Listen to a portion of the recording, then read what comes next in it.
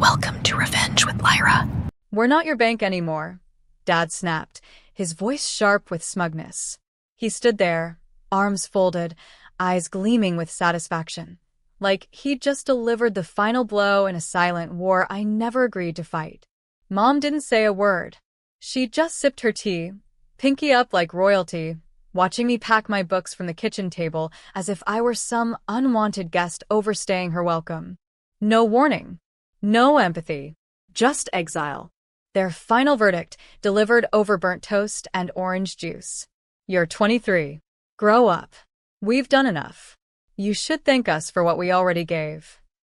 By 10:04 a.m., I was on the sidewalk with my duffel bag, one cracked sandal, and a dead phone battery.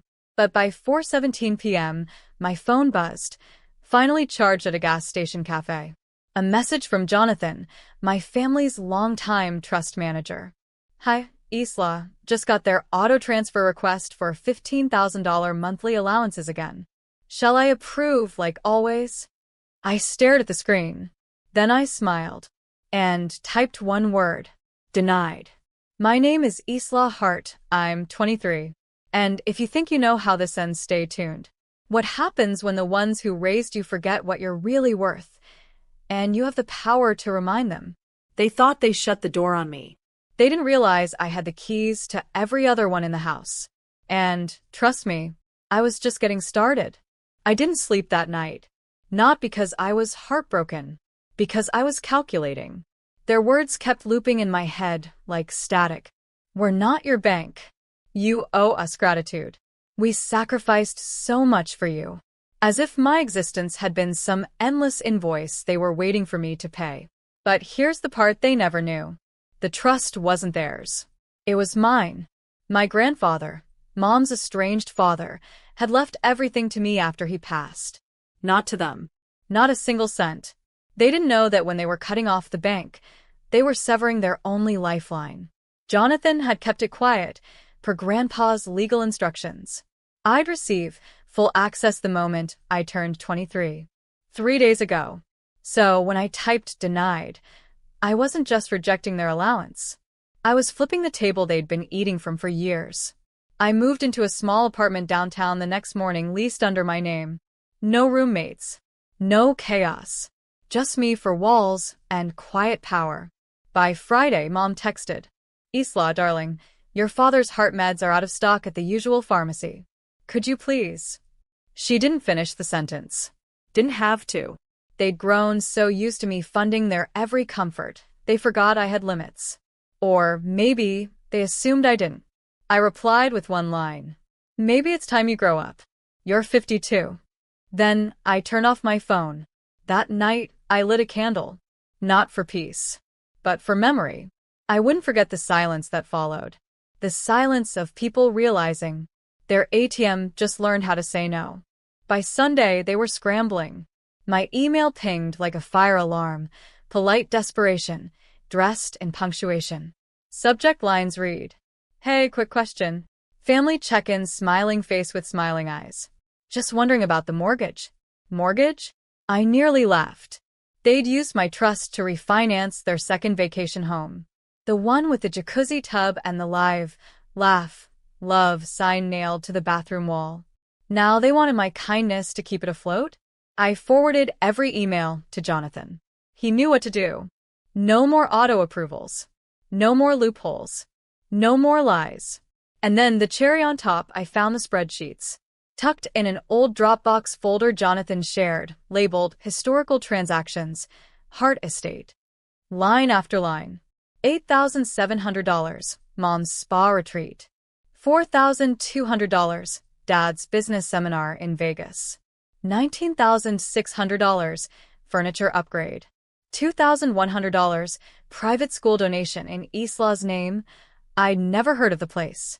They used me as a human credit card, all while calling me entitled when I asked for basic support in college, all while lecturing me about financial maturity.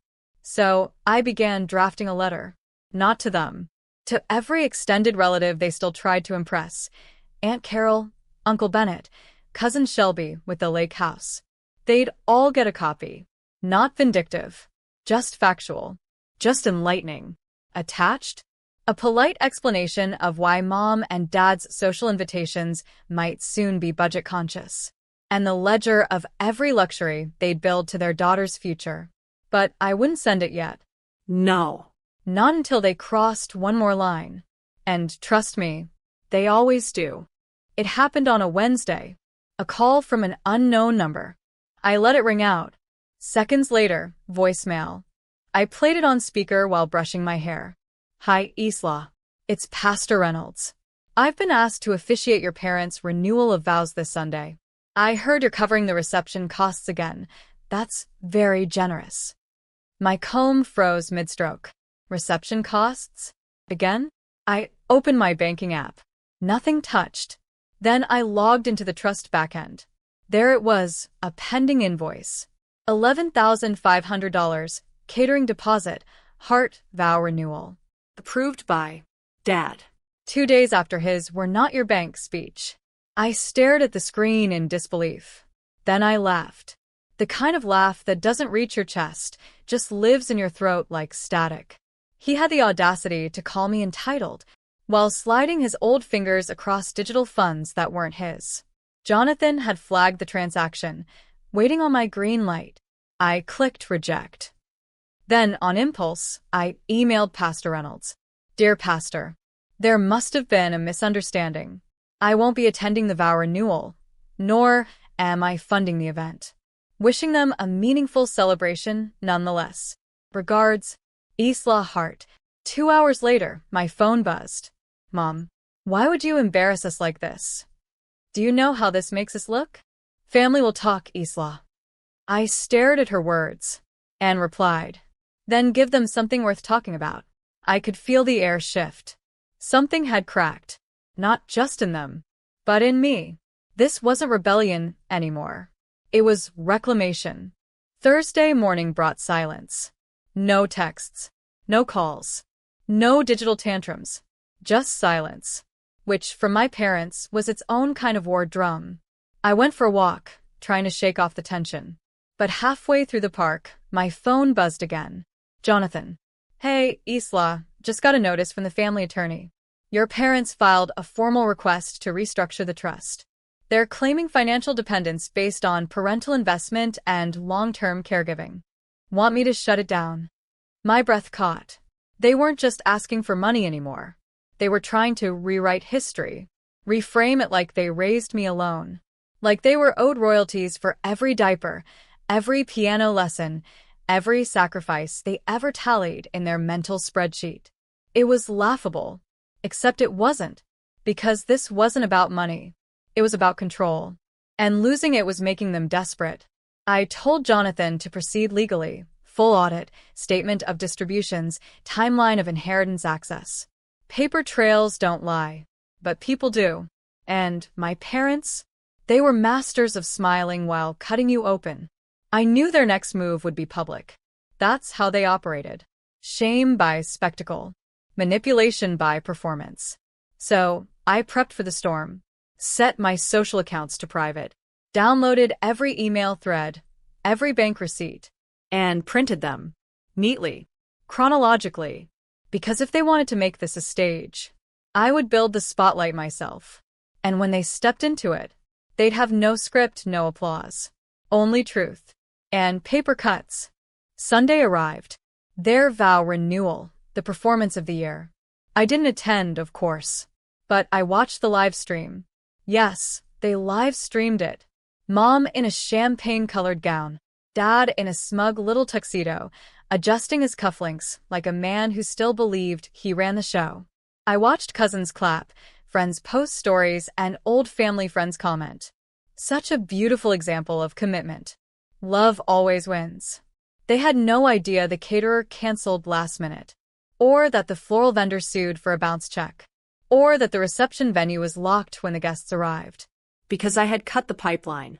They couldn't siphon gold from a well they publicly disowned, but they tried to hide the collapse, grinned through it, sipped sparkling cider like it was champagne, made do, until Monday, until I sent the letter, printed, Bound. Mailed. to everyone in that audience. Inside, A calm, respectfully worded statement explaining my withdrawal from family financial entanglements. No bitterness. No drama. Just facts. Bank statements. Screenshots. Emails. Receipts. And at the end, a personal note. Love doesn't demand repayment. Manipulation does. I've chosen to walk away from both. By Tuesday, the family group chat exploded. Cousin Shelby texted. They said you were unstable. But this is precision. Uncle Bennett called me. Just to say, you did the right thing, sweetheart. And then Mom called. 12 times. But I didn't answer. Not yet. I was letting the silence teach her what my words never could. Wednesday morning. A knock at my door. I peeked through the peephole. Jonathan. Not in a suit, in jeans and a hoodie. Figured I'd deliver this one in person, he said, handing me a manila envelope. Inside. A handwritten letter. For my father. Not an apology. Not even close. Just, we're disappointed. We raised you better than this. Money isn't everything, Isla. Family is. You'll regret this when we're gone. Signed, Dad. No love. No warmth. Just guilt disguised as legacy. I folded it once, then again, until the paper formed a perfect square of nothing. I placed it in my drawer not out of sentiment, but as a reminder. Then I looked at Jonathan. Ready? I asked. He nodded. We headed to the office of the estate attorney. I'd requested a meeting to update the trust. A new clause. Effective immediately. If I passed before the age of 40, the funds wouldn't revert to my parents. They'd go to a scholarship for girls from emotionally manipulative homes. A direct rewrite of the narrative. One they couldn't erase. Later that night, I lit another candle. Not for memory this time, but for release. The house I grew up in? It was never a home. It was a bank vault with chandeliers. Now, I had something better. Solitude. Stability. Silence. The kind that doesn't punish, just exists. Mom texted me again at midnight. One day you'll understand what it's like to be a parent. I stared at the screen, then powered off my phone. Because the real inheritance wasn't money. It was freedom. And I wasn't giving it back. The seasons turned. Fall brought gold to the trees and quiet to my soul. I started volunteering at a community legal aid office. Nothing fancy, just listening to people like me. People who had been made to feel expensive for simply existing. One afternoon, I sat across from a girl named Marcy. 18. Tears dried on her cheekbones. My mom says I'm ungrateful, that I ruined her credit. But she used my name to buy a car. I reached into my bag and handed her something. Not cash. Not tissues. A document. A blank template of financial boundaries and personal agency. Signed with authority. Labeled, yours. It was the same paper I'd used months ago. The first form I filed when I decided I'd no longer be a vessel for someone else's greed. She looked up. Hope flickered behind her exhaustion. That's when I knew. Revenge doesn't always scream. Sometimes, it whispers in courtrooms, in scholarships, in blank pages handed to someone who thinks their story is already over. I never went back home. I didn't need to. They still host parties. Still pose for photos with names they used to mock me with. But something's different now. The invitation stopped. The emergency calls went silent. And for the first time, they were truly alone. Not because I left, but because I stopped funding the illusion. Justice didn't arrive in the form of vengeance. It arrived wrapped in boundaries, delivered in clarity, and sealed with truth. And as I sat in my tiny apartment that evening, candle lit, tea in hand, I felt it. Not anger, not sorrow, just peace. Earned.